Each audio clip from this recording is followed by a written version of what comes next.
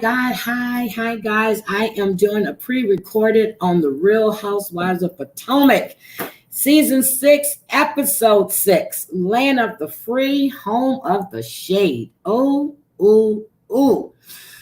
Whoo. Well, we know the shady mess is in the house. You know, the ladies are in Williamsburg. Candiace planned this trip out for them to go. I don't know if you remember, but she didn't invite Ashley to go. Ashley just had a baby, but when Giselle met with Ashley, she told her about the trip and she invited her. So this is just too much. They open up. Giselle and Karen are going at it again. Karen's bringing up the old stuff about Giselle wishing Ray was dead, and Giselle just tells her, I want Ray to live. I want him to pay his bills. They show the flashback of when Giselle was saying, when Ray was talking to her about her beauty was going to fade. And she said that he would be in the ground before this ever happened to her. So she was talking about Ray would be dead before her beauty would fade. And I guess she was talking about, she was speaking about his age. So, Candiace comes in and, somebody else said that it wasn't someone else. They just said that, she took it the wrong way. That's not what Giselle was saying. Candiace, came up and she said, you guys go at it all the time, but you don't listen to each other and they need to take it away from the group and try to have a discussion. So Askale says that, she feels awkward because she's caught in the middle. Of course, here comes Mia. We should just be able to apologize and, and mean it and move on. But Candiace keeps saying, the fighting has gotten ridiculous. And it has, because Karen is bringing up old stuff. She and Giselle both have gone toe to toe with each other. Okay. Now they keep saying they're going to put their differences aside and move on. But every time they get together, it's like somebody just lights a firecracker and everything just goes off. So, so the ladies, so we have Robin, Giselle, Mia, and Candiace. They're staying in the man house in the Williamsburg on this Williamsburg trip. And Askale said that their accommodations, meeting Robin and Giselle and Mia, that they're 5-star, whereas Askale, Karen, and Wendy are staying in the cottage, which she considers 3 stars. So, Askale calls her husband. She says they've been there for an hour and this is all drama filled. Then we go and Ashley and her family, Ashley, Michael, Dean, who's 19 months. And I don't understand why this little boy is not being potty trained or why he hasn't been potty trained yet. So, they're getting ready to take a family photo. Michael has to go and change Dean's diaper because he made a poopy. Ashley is feeding Dylan, who's now 3 weeks old. And she's talking to him about the trip and that she wants to go for a day. And, then she talked about the jaundice and how she elected to bring Dean home because she was being selfish. She had missed Dylan and he was getting the treatments at home, which is another form of, it's called bilirubin or something like that, which means the baby's skin is kind of jaundiced and you put him under the lights and stuff for treatment. But she elected to get this treatment done at home because she didn't want to stay away from Dylan too long, which I understand. I was in the same position. My oldest son was born and then the doctors gave me a choice because I had C-sections, whether I would go in before or after Christmas for my second son. I chose to go in before Christmas because I wanted to spend Christmas with my oldest son and not be in a hospital. So with the C-section, you can take the baby 2 weeks as long as it's at full term, because he really should have been born basically the day before or the day after his oldest brother. But I wanted to be home with my sons for Christmas. So that's what I chose to do. So I get it. She wanted to be home. So, she's saying that Diane can take, so when she was telling this to Michael, Michael said that he's going to take Dylan with him to work. He has a lot of ladies that work there and they would love to help him take care. Not Dylan. That would take the Dylan to work. Dylan is 3 weeks old. Dean is 19 months old. I'm sorry, I was getting those confused. So Ashley says she wants to go. She's being selfish. She doesn't care if it's Candiace's trip or not, but she just needs to get away. She talks about, how the postpartum happened with her last year and how she's trying to get back out and be close to her friends so she don't feel the need to be closed up again. She talks to Michael about Giselle and, asking, that Giselle said that she's officially single now, and asking Michael that if he knows anybody that he can hook Giselle up with. The funny part was Michael jumps on to Juan's situation and asks if Juan and Robin were married. And Ashley told him, no, that they were waiting for after the pandemic and everything. Well, of course, he's going, I told you it wouldn't happen. I'm going to say it again. I think Michael has a serious crush on Juan.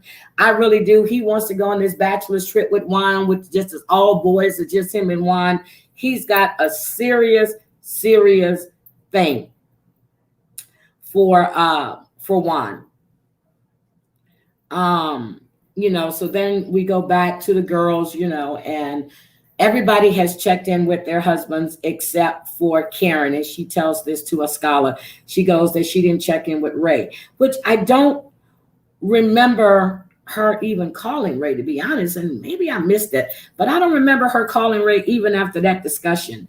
But I just got to tell you guys, Wendy Askale. Oh my God, I hate that last name.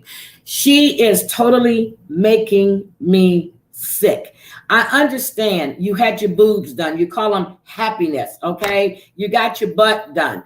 Girl, cover yourself up, please. I am tired. I'm getting like Giselle now. She's seen more of her in a month than she's seen all last season.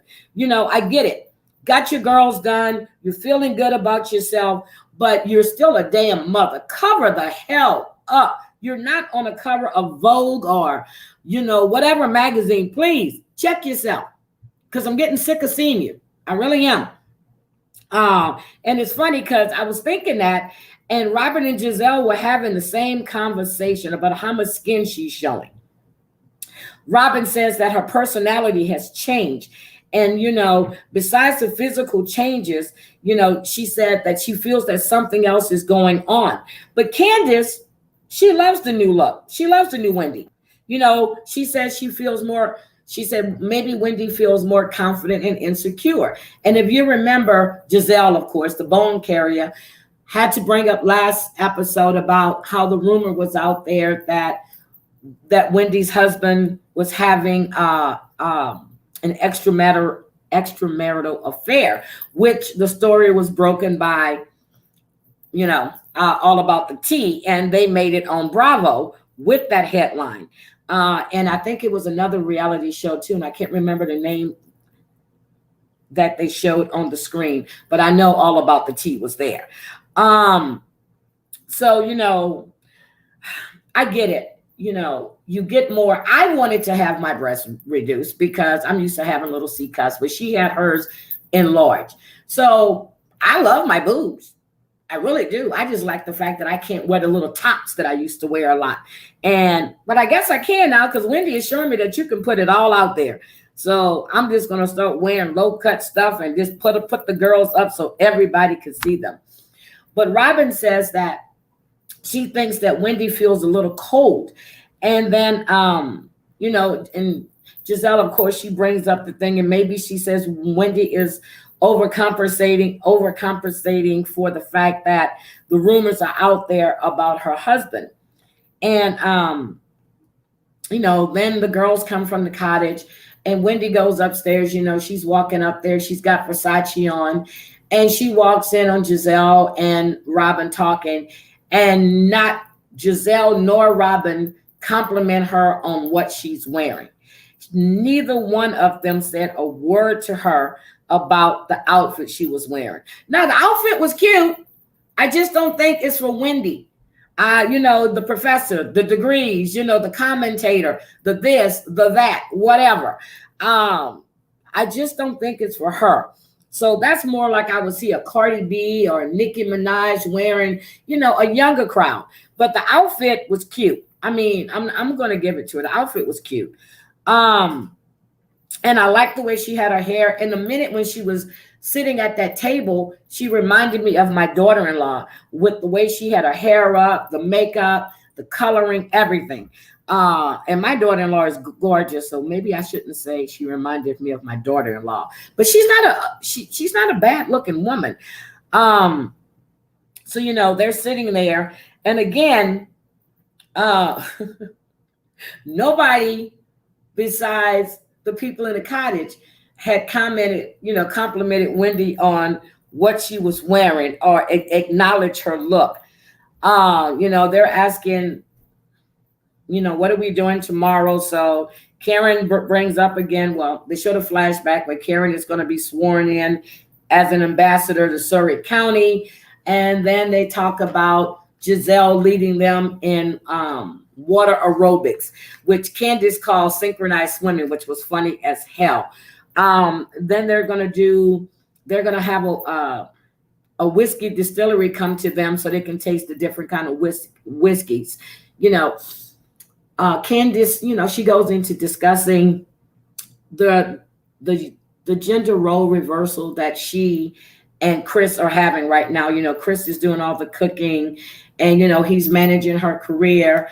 And she says, Giselle said, well, are you paying him? And she says, yes, she's paying him, with, what she's paying him with, with love and affection.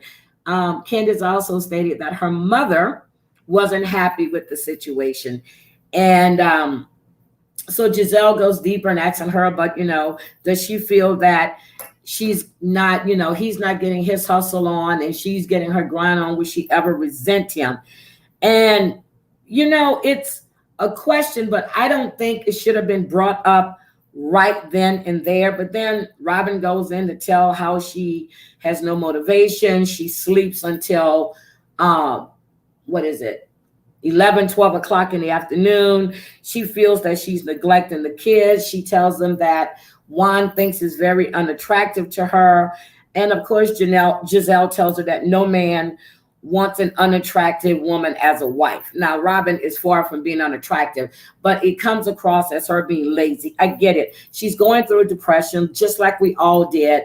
Well, I know I did when all of this kicked off. You can't go nowhere, the pandemic, even though you used to waking up early, getting up, doing things.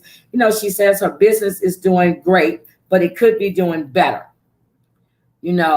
And of course, when Robin was saying this and Giselle was telling her that no man, wants to have an unattractive woman, Karen chimes in that, leave it to Giselle. No one's off limits, not even Robin. So, Robin, the question was asked if she felt that she was neglecting the kids, and Robin was honest. She said yes, but she also says that she didn't feel that she was going through depression. Maybe she needed a life coach or something, but since the girls are saying that it's a problem, then, she's willing to go look into getting some type of help. Then Giselle brings up at the table, like no other can Giselle do, brings up the fact about Wendy and her skin. And, Robin actually calls Wendy loose. Candiace was in her confessional and she called Robin and Giselle twiddle and twaddle. I thought that shit was so funny. And, so when all of this was going on, they were basically what they were talking about upstairs before she came in, about the way she's dressing and, about how that looks for her career and everything else. And Wendy just flat out told them, no one defines her sexy but her. And Robin asks, if it's the new body change has given her more positivity or more confidence. And Karen just blurted out, she said, well, she can show her pubic hair if she wanted to, and if that's what she wanted to do. So they weren't too happy with what was saying about Wendy, but I get it, and Wendy broke it down. She says, she's still the same person. She has her, her degrees, her commentary work. She's still a professor at one of the most prestigious universities, and nothing defines who she is.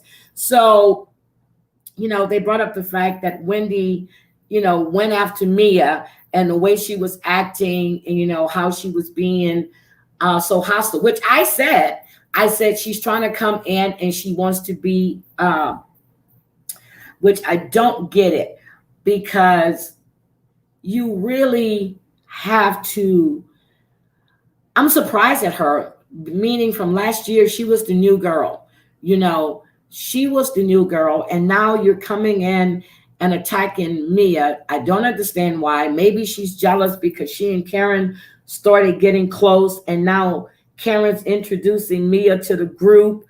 I forgot to say that Mia called her husband, and her little girl Juju was able to go potty. She went potty by herself, and that is, that's a big thing when your child actually goes to the potty for the first time and make that number 2. And they went on their own, and she wasn't there for that. So I felt for her on that one. But the same thing is, because, when last year, when all of this stuff was going on between Candiace, and I'm not going to call her name because she's not on the show anymore, but, Mia was more empathetic. And not Mia, Wendy. And now the way she's coming at Mia, I find to be a little asinine, because it just doesn't make any sense to me. But then, she says that it was a culmination of a lot of things that happened. So I'm trying to figure out what happened to make her attack her. What? They played the game at Karen's house. I didn't see when Mia was offline or out of line. So I don't get it. They Askale asked Giselle about her relationship, and Giselle said she didn't want to discuss it, and she's not going to discuss it around the troll. And she was calling Karen a troll, which I think is wrong. And it was brought to her attention that, she brings up and asks people all kind of questions in a group of people. And, when it comes to her, and I'm going to agree with Karen on this, when it comes to anybody questioning Giselle about her relationship, she becomes very defensive and she attacks, and she does. So, we all heard last, with the binder situation, when I'm going to bring up her name, Monique brought the binder situation out, but Karen was the one that asked her flat out, is it true what your dad said, that Jamal just had an outside baby and you guys are in a relationship? But, Monique had the binder that showed that he was seeing the Reverend, or I forgot how she wants to be called, or the doctor, whatever, when him and Giselle were supposed to be together. And so, she did. She got a little defensive and she doesn't want to discuss it. But if you're not going to discuss your business in a group of friends, then stop asking people their business in that same group. Okay? So Karen called her a liar and a stalker, which was, I'm like, stalker? Oh, shit. How do we get there? But Robin did tell Wendy that, she was drop dead gorgeous last year. She's still gorgeous. She's just trying to figure out what's going on with the way she's acting now, which is really strange. And Wendy said, so of course, Giselle was talking about substance, and Wendy was in her confessional, and she said she had more substance in her left implant, which is the Nest one, than Giselle has in her whole body. I'm just like, these women are just crazy. But Wendy is shady as hell. Of course, so they're getting ready to go over to the thing the next day, and they're going to go do the aerobics and everything else. And Wendy comes downstairs, which she looks good in the outfit she has on. I like the white outfit she had on. Karen looked great in her outfit too. And Karen's telling, Wendy that she looks a little bit more conservative than what she did yesterday. And if she's dressing because of what Giselle said, go back upstairs and change your clothes. Okay. Karen, of course, is going to have anybody's side over Giselle's, period. And, Karen says that we've been watching Giselle wiggle her fat vajayjay for years. So why is she coming at Wendy, which was funny as hell. Wendy also shared that she was pretty hurt by what Giselle said. And I get it, but she didn't look like she was hurt. She looked like she was offended that no one acknowledged the outfit she had on. And she kept playing with happiness at the whole time she was at the table. So if you got to put something on it, you got to keep picking them up, and you just had them done. There's a problem, okay? And Karen did say when women are insecure about other women that they attack. And that's true. I'm going to give them that. But next week we see that, they're all having breakfast. Well, we actually started seeing it today. They're having breakfast. They all come over for breakfast. Karen is talking and telling,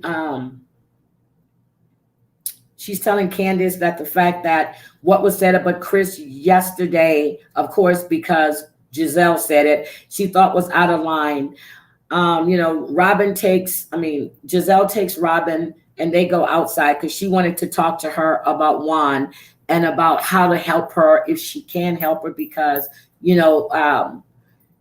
this is affecting Robin's relationship with Juan. But here is my problem with that. It was brought up in a group discussion when they were all at the table. Why would you take her aside, but you don't take Candiace aside to talk to her about her and Chris? Why don't you take Wendy aside and talk? You had the perfect opportunity when Wendy was upstairs, when you and Robin were up there. Instead of having these group discussions to try to embarrass or pull drama, and that's the way I see it, you can have these discussions one-on-one. And then if they choose to, to reveal the discussion that was had, that's up to them. But you shouldn't pull anybody out and put all of this stuff out there. But when they come to you and ask for information about your relationship, you have nothing to say. But next week is going to be really, really good. Candy and Ashley gets into it. We see where I forgot the name of the distillery that came in. We see Robin takes all 4 shots without stopping. Wendy tells Giselle she's putting her on notice to stay out of her family business and don't come for her. Next week is going to be really, really good. So I just wanted to bring you guys up to date with that. I have some things that I'm doing. I got some errands I'm running, but I wanted to give you an RHOP update. I'm also going to do an update, I think, on the Shaws. As soon as I get back in, it won't be a live stream, but I'm going to do like little mini updates like this. And you guys have a safe and blessed day. And please keep Red Hot in your prayers. Please, please, please. Her mom is really struggling with this, and that's all I'm going to say. So please, guys, say a prayer for her. I want all of you guys to have a safe, blessed, and productive day. I will see you guys later. Can't wait till my next live, and thank all of you for all the support and everything that you've shown me and the channel. Thank all of you, and I'll see you guys later. Bye.